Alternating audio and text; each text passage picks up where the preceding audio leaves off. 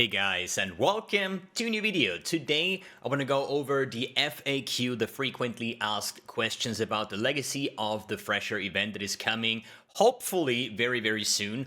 And yesterday we covered the Daughter of Ushabi, the Antiquarian, and the Surfcaster from the new ascendancies that are coming, or the testing ascendancies, whatever you want to call it. And today I want to go over the FAQ, since a lot of people have a lot of questions, me included, about the event. So I have not read through this yet, so we're gonna do this together, and I just give you my 2 cents about it, I would say. We have a number of important questions we wanted to clarify. Here are some of our answers below. Please keep them coming, and we'll try to address as much of your feedback and questions as possible. I like that, actually. When is the event? Like, one of the most important questions. We will be announcing this very soon, okay? Keep an eye out on upcoming announcements. Okay, like, I think it's gonna be early March. I hear some voices saying it's gonna be end of February, but I don't know, like, they're working on this with high speed, if you ask me, because almost every single day there is going to be announcements of new ascendancies or changes to the stuff. So they're really working with high pressure on this event. So maybe there is a chance that it maybe starts in like 2 weeks or something. I would really appreciate that, because at the moment there is not really a lot to play. I have over 700 hours in Path of Exile 2, and the last time I've played Path of Exile 1 was Saturn's event for like a week or so. But yeah, that's, can't wait for some more PoE stuff. How powerful are idols? What is the expected amount of juicing compared to the Atlas tree?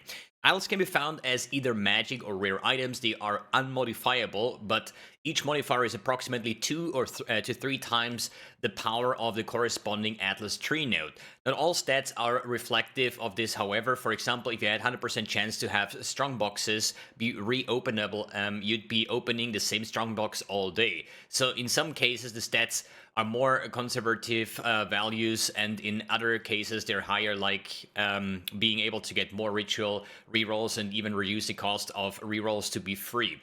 It is relatively difficult to describe the power of differences between this system and the Atlas tree, but with a fully optimized set of idols, you could easily have more than 3 times the amount of different content, or over 3 times the power of the type of content.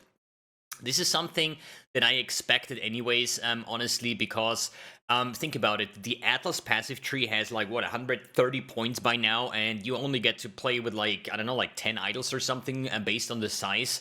And in the end of the day, these idols have to be very powerful, so you can achieve the same, if not more, with 10 idols with the same as like 130 Atlas points if you specialize heavily into Delirium or something, right? The only thing is that I don't like too much is the unmodifiable effect. Let me explain. This is, you don't have an Atlas tree. Atlas tree is basically free points that you get by basically doing the Atlas, completing map bonus objectives and stuff like that.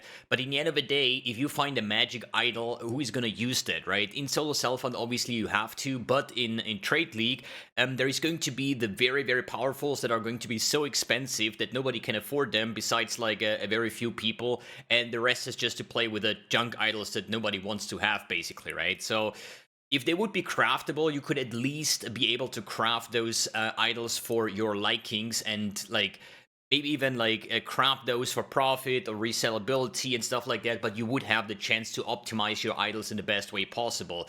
This is why I personally think for the event, unmodifiable is kind of like a shitty term, because it just means that they're probably going to drop a shit ton, and most of them are going to be complete garbage. I mean, still better than not having any idols, but you get the idea, right?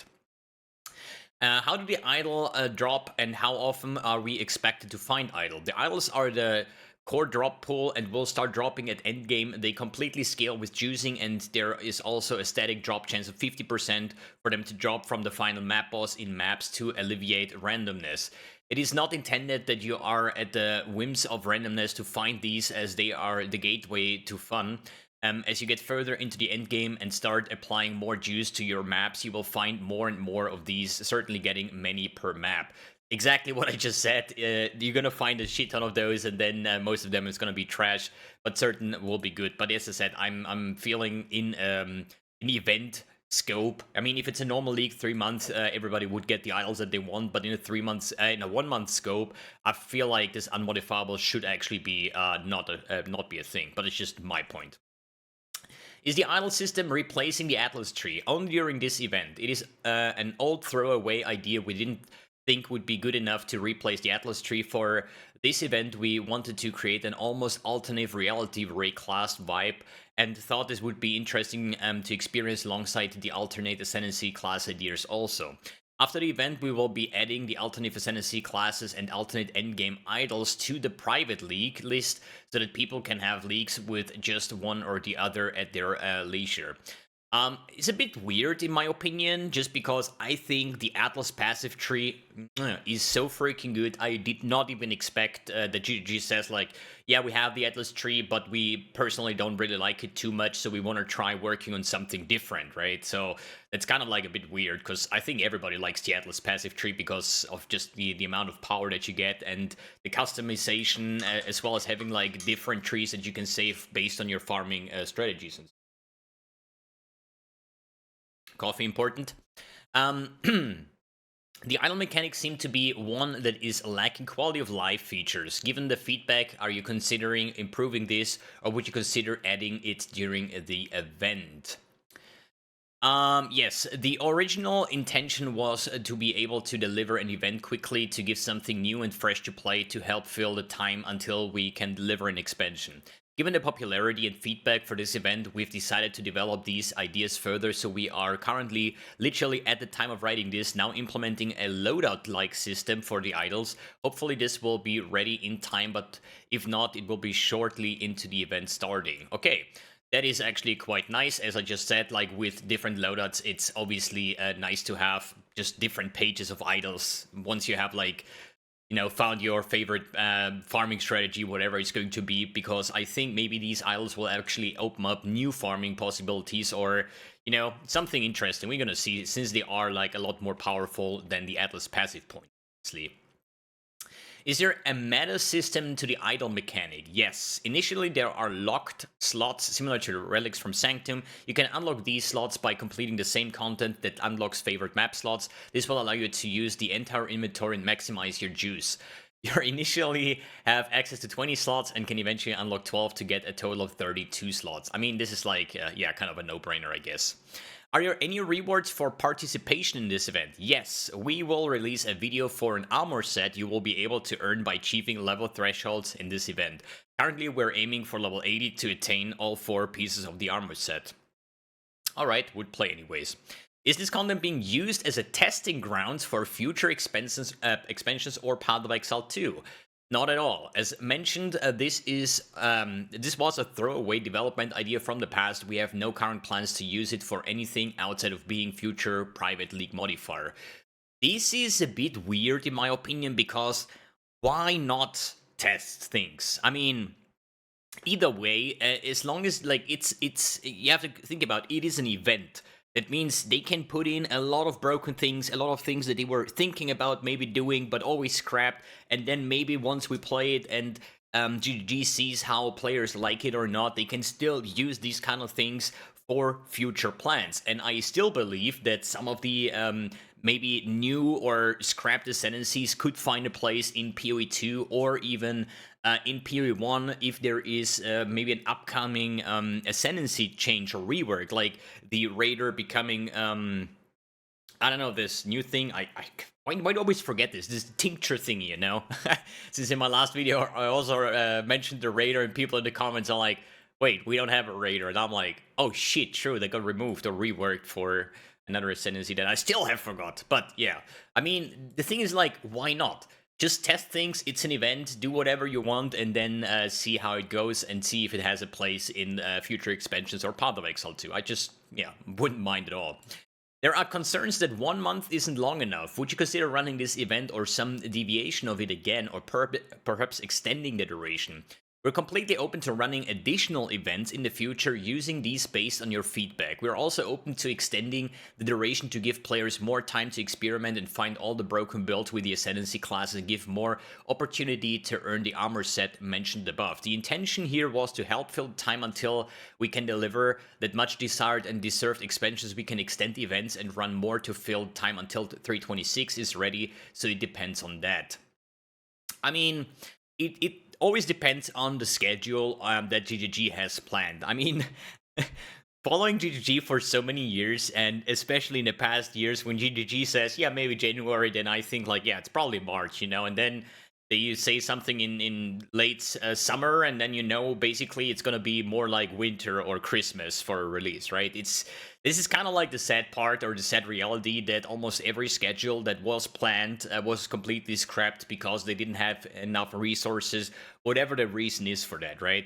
But I think there is still, what are we waiting for right now? The patch 0.2 for Path of Exile 2, as well as 326. As we know, Path of Exile 2, or Path of Exile 2 0.2 will be launching before 326. So if they give us now a 1 month event, and they kind of plan to release the Path of Exile 2 patch maybe somewhere in March or maybe early April, you know, so there is no real reason for extending that. I think there is still going to be a big player base that says no to Path of Exile 2, and they still want to grind PoE 1, so there might be a thing that they're just going to extend the duration until 326. I don't really think they're going to do another event until, because they still have to finish PoE 2 0.2 as well as 326 as the expansion overall. But I mean, too many events is not good either, just because if you plan, like, let's say they do 5 events, each lasting 1 month, you can expect that the last event or the second last event will have like 10% of the player base of the first 2 events, for example, right? So events are nice, events are fresh, but at some point people would be like, hey, if this only lasts a month, like, based on like how many hours you play, in the end of the day, you just level up, you grind your gear, you grind your maps, and do all of that stuff to then say like, okay, next week is a new event starting, and I just recently got into endgame. Like, this is a non-stop campaign enjoying thing, right? So I personally don't really have too much of an opinion on that. I assume it's going to be the event into 0.2 PoE 2 into 326 most likely, and then after 326, you know, more events probably until 327, for example, like at the end of a year. So, Atlas notes close to the tree origin bias hard towards map sustain. Will there be anything similar in Legacy of Phrecia, such as low eye level idols based hard biasing hard towards map sustain? A question I had as well. We've just added implicit modifiers to the idols that grant percent increased chance to drop maps. This should mean even if you find an idol that isn't ideal for your strategy, you can still use it to sustain more maps.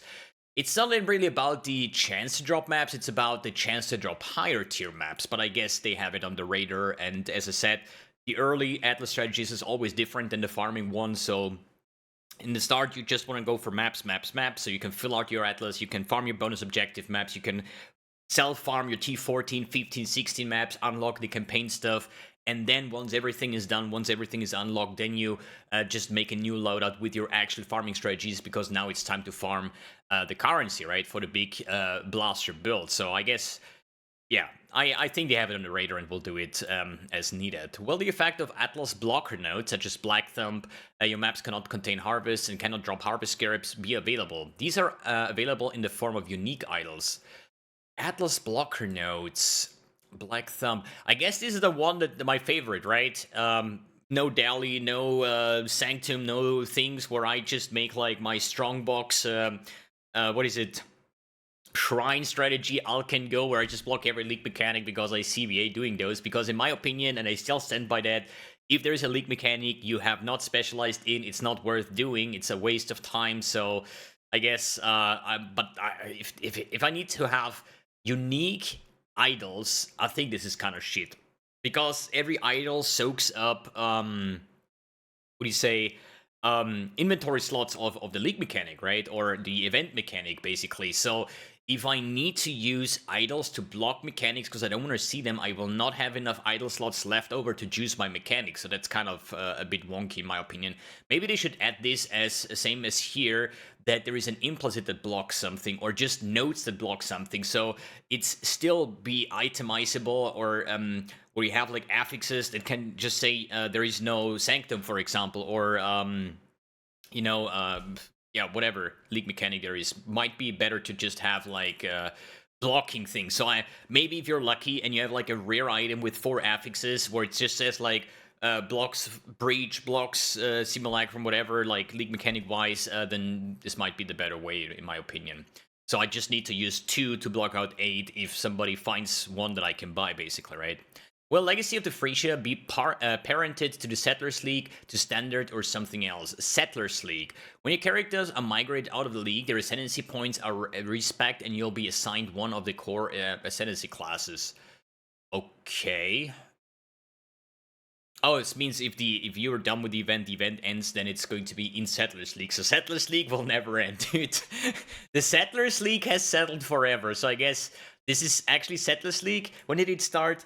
I think end of July, and will probably last until like 2 weeks before 326. That probably is literally this could be a 12-month league, 11 to 12 months league, the Settlers League. It's actually crazy thinking about it.